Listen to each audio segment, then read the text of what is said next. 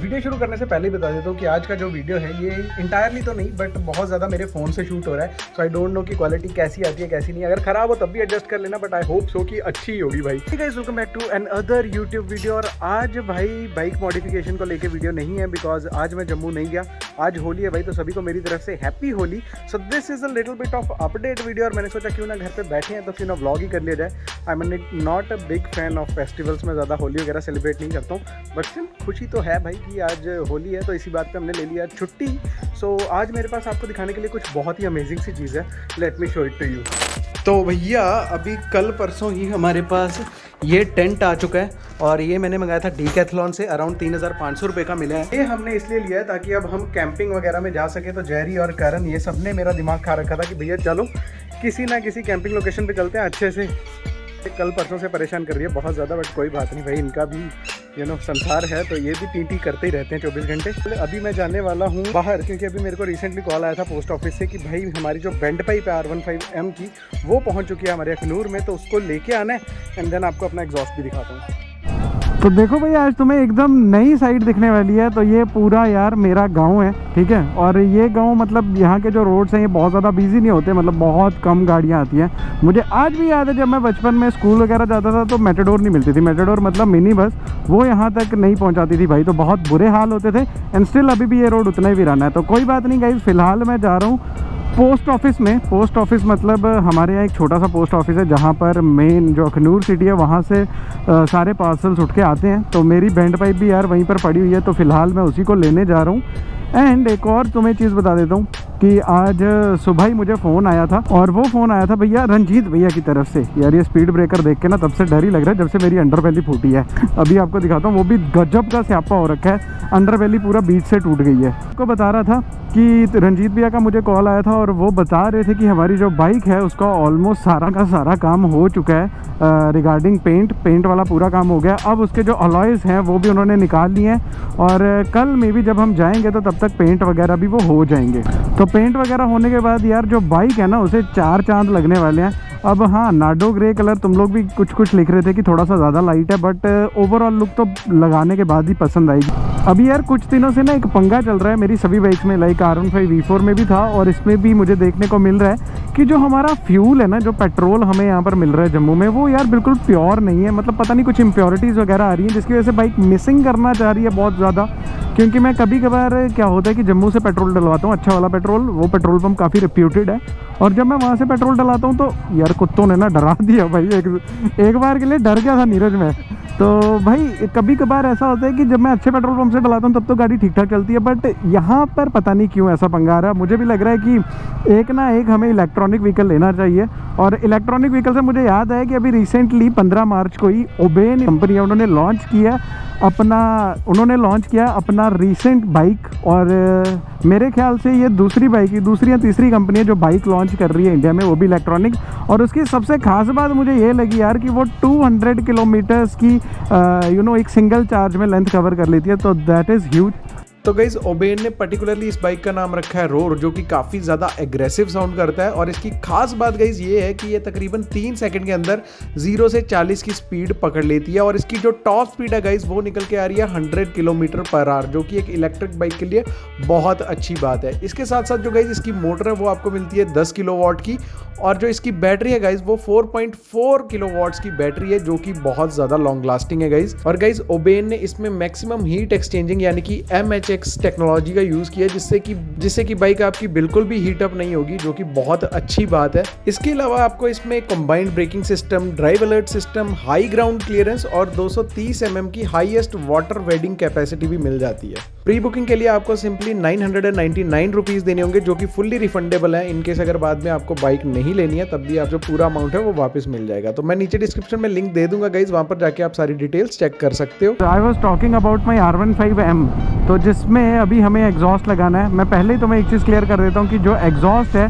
वो मैं सिर्फ एक ही पर्पज़ से लगा रहा हूँ कि मैं उसके ऊपर कंटेंट बनाऊँ और मैं वीडियो में दिखा सकूँ तुम्हें कि कैसी साउंड आती है, क्या उसके फ़ायदे हैं, क्या नुकसान है। बट ऐसे मैं आपको एग्जॉस्ट लगाना बिल्कुल भी रिकमेंड नहीं करता हूँ। एंड बहुत सारे लोग ये भी पूछते हैं कि एग्जॉस्ट लगाना लीगल है कि नहीं है। तो भाई क्लियरली बताता हूँ, एग्जॉस्ट किसी भी अगर आप एग्जॉस्ट लगाते हो तो आपका एग्जॉस्ट बिल्कुल इलीगल होगा। आप बिल्कुल भी कोशिश ना करें एग्जॉस्ट वगैरह लगाने की, क्योंकि सिटीज़ के लिए बिल्कुल ही ख़राब चीज़ है वो। एक तो नॉइस पोल्यूशन होता है, दूसरा आपका इन्वायरमेंट भी जो है वो भी हार्म होता है। तो मैं तो आपको एक ही चीज़ रिकमेंड करूँगा कि अगर आपको एग्जॉस्ट लगाना है तो मेक श्योर या तो आप अपने प्राइवेट प्लेस पे, मतलब घर वगैरह के पीछे या पार्किंग स्लॉट्स में उसे लगा के चलाओ, और दूसरा कि अगर आप ट्रैक रेसेस वगैरह करते हो तभी लगाओ। अदरवाइज़ एग्जॉस्ट बिल्कुल भी रिकमेंडेड नहीं है, इसके आपका चालान हो सकता है और आप कुछ रूल्स को वायलेट कर रहे हो। ठीक है भाई, ये तुम्हारा हो गया क्लियर आंसर।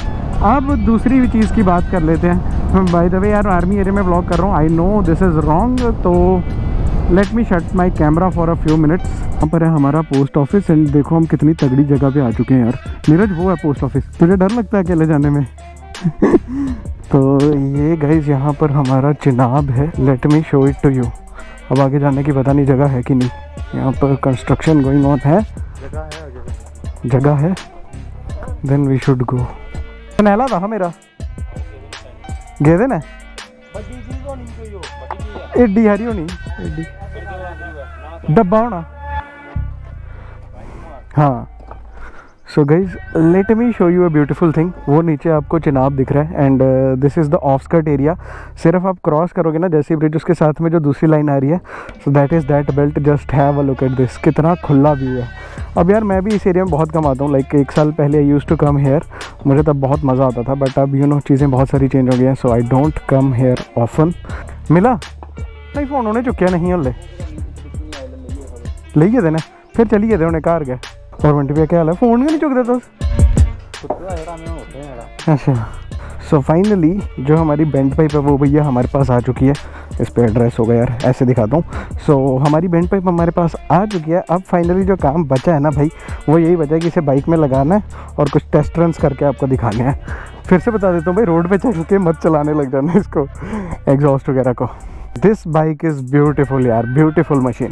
इवन जब मैं इसको बना रहा था ना, मुझे भी नहीं पता था इतनी बेहतरीन चीज़ बनेगी। क्या कहता है Neeraj? Do you think she is beautiful? She is awesome man, she is awesome.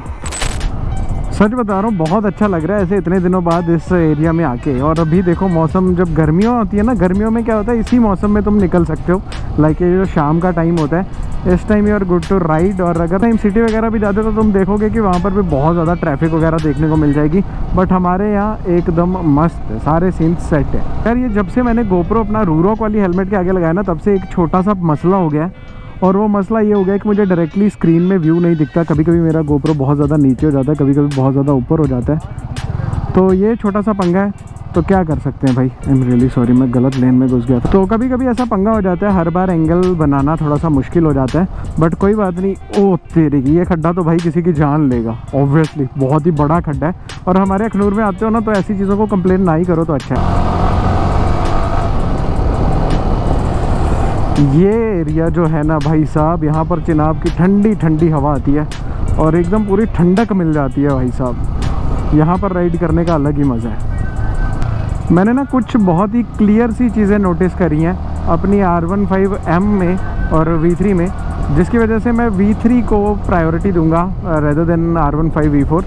तो जो हमारी R15M है उसमें एक चीज़ तो अच्छी है कि हमारी जो स्टेयरिंग हैंडल बार की पोजीशन है वो बहुत ज़्यादा बढ़िया कर दी हुई है। तो ऑब्वियसली जब हम उसे पकड़ते हैं, चलाते हैं या थोड़ी सी लॉन्ग राइड पे लेके जाते हैं, तो हमें इतनी ज़्यादा पेन वगैरह फील नहीं होती, मतलब रिस्ट वगैरह पे। बट अगर हम V3 चलाते हैं तो इसका थोड़ा सा एग्रेसिव है पोस्चर। मैं आपको दिखाता हूँ मैं किस चीज़ की बात कर रहा हूँ।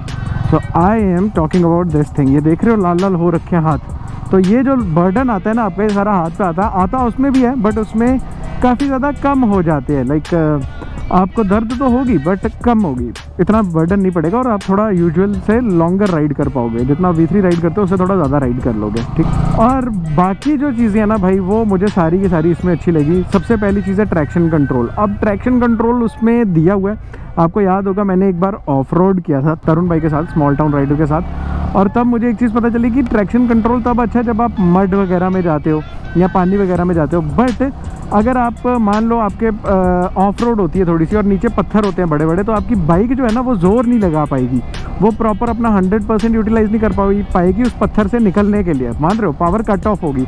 तो ट्रैक्शन कंट्रोल इंडिया में प्रैक्टिकल तभी है जब आपके पास कोई सुपर बाइक हो जिनका टायर बहुत ज़्यादा फास्टली स्पिन करता हो तब भाई मैं मानता हूँ कि ट्रैक्शन कंट्रोल काम का है। बट अभी इस सिचुएशन में वो बस 20% ही काम का रह जाता है या 30% में भी, क्योंकि इतनी ज़्यादा पावर तो है नहीं, व्हीली अवॉइड कर देता है। बाकी उसके ड्रॉबैक्स हैं, फ़ायदे कुछ नहीं है। और उसके अलावा अगर मैं बात करूँ गाइस उस बाइक की पावर की, तो देखो वो बाइक बहुत ज़्यादा स्मूथ है, बट इतनी ज़्यादा स्मूथ हो गई है कि वो जो क्रिस्प होता है ना इंजन में, वो उसका क्रिस्प थोड़ा कहीं ना कहीं ख़त्म हो गया है। And are V3 have that crisp, मैं आपको अभी बताता हूँ। सो पीछे नीरज भाई बैठे हुए हैं इसीलिए आपको थोड़ी बाइक ऐसी लगी, बट ये जो आवाज़ है ना, जो थोड़ी थोड़ी वाइब्रेशंस होती है ना आपके हैंडल बार में, ये आपको परफेक्ट बनाती है। और जितनी बार भी मैं स्पीड ब्रेकर से निकलता हूँ मेरी अंडर वैली नीचे से टच होती है। Let me just show it for you real quick. तेरे को याद है वो, हाँ, न्यू ब्रिज पे नीरज मेरी बाइक चला रहा था एंड सडनली नीचे इतना बड़ा स्पीड ब्रेकर आ गया। सो उसी चक्कर में we just broke our trail, क्या कहते हैं इसे, अंडर वैली। अब ये खाली एक फ्लैप सा रह गया, निकाल दो इसको। ये लग रहा है नीचे जब वो रोटेट कर रहा है ना, हाँ ये टूट चुकी है, निकाल दो इसको। अब ये कहाँ रखिएगा, पकड़, मेरे लिए ज़्यादा बना रहा है। कोई बात नहीं, आज थोड़ी नेकड चला लेते हैं। तो अभी ये थोड़ी अजीब लग रही है, बट घर पे we have the original tail tidy, तो वो लगा देंगे। ओरिजिनल टेल टाइडी बोल रहा हूँ यार मैं इसको। तो गाइज़ अभी मैं आपको लेके आया हूँ भाई, ये हमारे अखनूर का CP है, कैनॉट प्लेस। अगर तुम्हें नहीं पता तो अभी आपको शोरूम्स दिखाता हूँ, बड़े बड़े सोनी वगैरह सारे हैं यहाँ पर। तो भाई ये मेन CP है, देख रहे हो गोल चक्कर, यहाँ पर झंडा लगेगा ऊपर। अभी थोड़ा धुलने गया है, जब धो के आएगा एकदम मस्त होके लग जाएगा।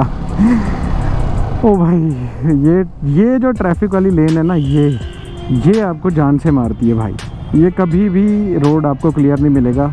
मैं भूल गया था कि आज होली है, गलत टाइमिंग पे अखनूर आ गए भैया जी, गलत टाइमिंग पे। हमें तो यहाँ पर रंग दिया जाएगा, बट एक चीज़ है, हमारे अखनूर वाले लोग कम ही होली खेलते हैं भाई। क्या ओ, उन्होंने असली कुत्ता अंदर डाल दिया गाड़ी के, इन्होंने असली कुत्ता डाल दिया भाई। क्या हुआ, वाई आर इन देयर यार, कितना औसम है।